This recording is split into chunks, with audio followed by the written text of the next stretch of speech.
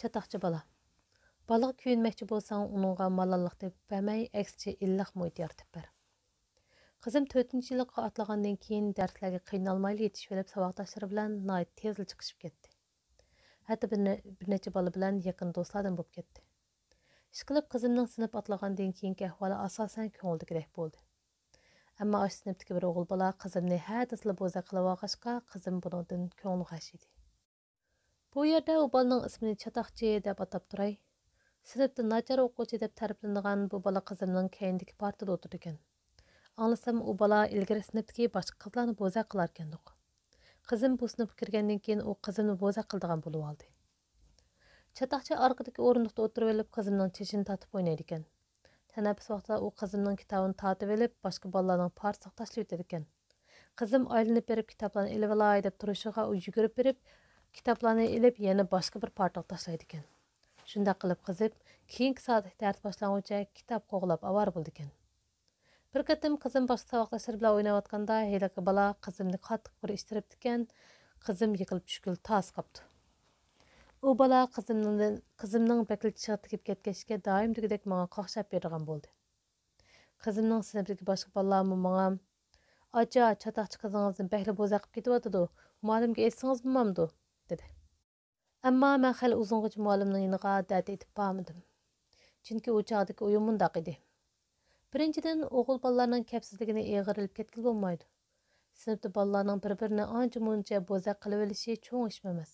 Shuning qizimga uningga ancha iranishib ketmang deb qo'ysamli bo'ldi. Ikkinchidan, bu ishni qizim muallimga debdi. Endi men berib desam, muallim u bolani yana tanqidlaydi. Buning bilan ishni o'nglab ketgil bo'lamdi. Menimcha u bolaning bo'za qilishlari qizimni psixik jihatdan ziyon zahmatga uchratgani yo'q. Faqat bearam qildi. Shunga qizimga tasalli berib, uning ko'nglini yassamli bo'ldi. Hapla-shapla berib muallimga dard aytib yurishimning hojati yo'q. Qizim 4-chi yillikda u bolaning kapsizliklarini tishini tishlab o'tkazib o'tgan bo'ldi. Ammo 5-chi yilga chiqqanda u bola sal-pal adib noshqil turdi. Chunki uning qiliqlari qizimni bo'za qilishdan parakandichilik selishga o'tgan edi.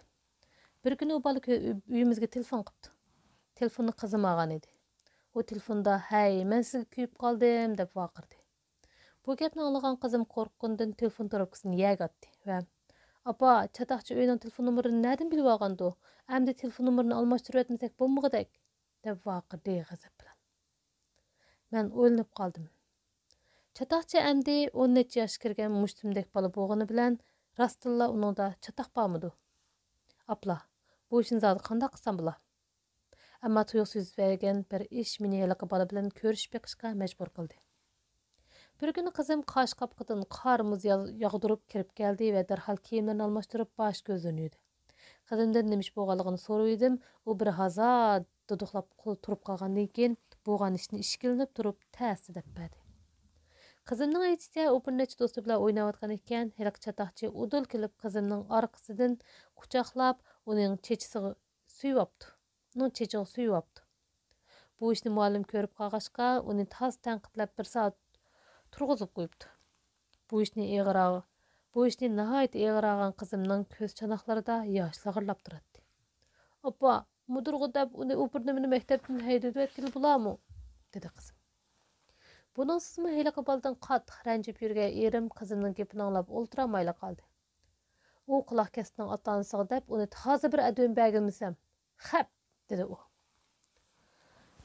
Menimcha, bundoq bolalar ota-onasiga degan bilanmi bekor.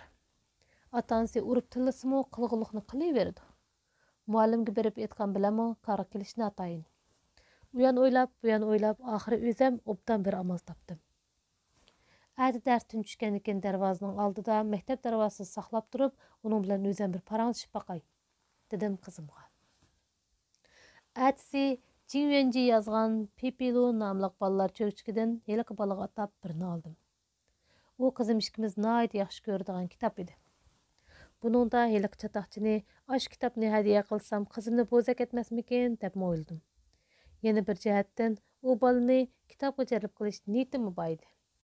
Chunki kitob bolalarga axloqiy tarbiya berishda intayin muhim rol o'ynaydi. Shunga Sovet Ittifoqi pedagogi Soxumlinskiy balalardagi o'zlik tarbiyasining bir parcha yaxshi kitobdan boshlanadiganligiga cheksiz ishonaman degan ekan. Atsi maktab darvozasi oldiga borsam, qizim saqlab turgan ekan. Ikkimiz yiliq balni birdam saqladik. Angacha qizim, ana, chiqdi.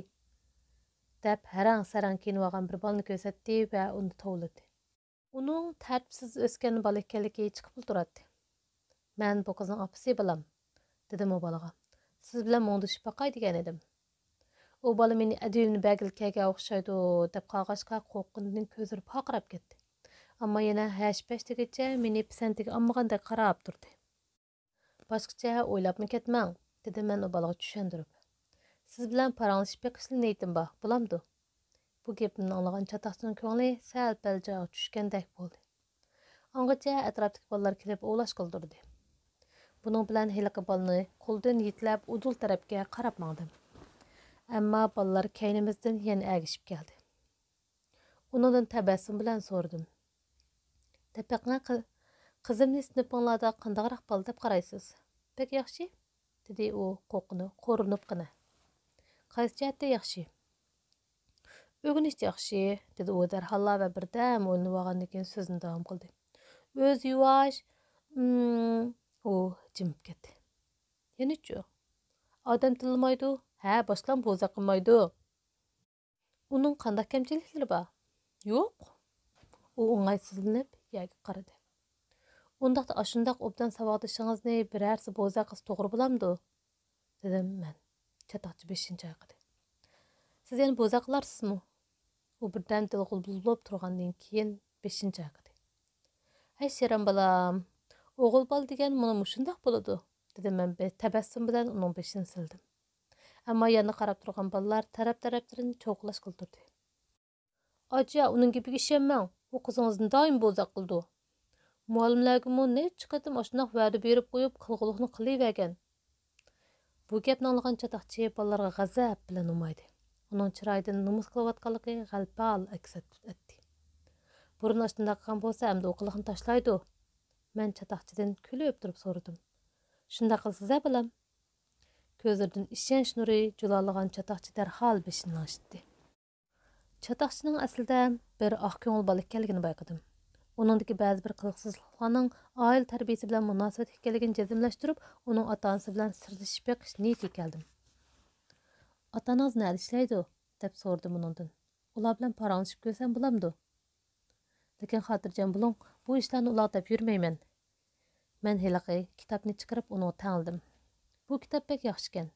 Qizim bu kitobga nihoyat amroq o'qib boqamsiz?" Chatoqchi beshini ochdi, ammo tuyuqsiz salpayib qoldi.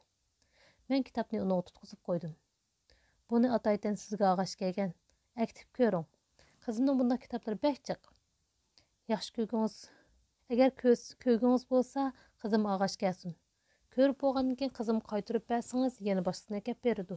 Ma'qulmi?" Chatoqchi kitobni qo'shqo'llab olib tabassum bilan beshini ochdi. Angacha bizni o'rib olgan bolalar ko'paygildirdi. Shunga chatoqchini qo'rinib qolmasin degan niyatda gapni yig'dim. "Bugun mushunchalik paranglashaylik qandaq?" Chatoqchi nihoyat rayish bolalardek yana beshini ochdi. Qaraganda u beshning bundoq chiroyliqcha bir taraf bo'lishini o'ylab boqmagandek qiladi.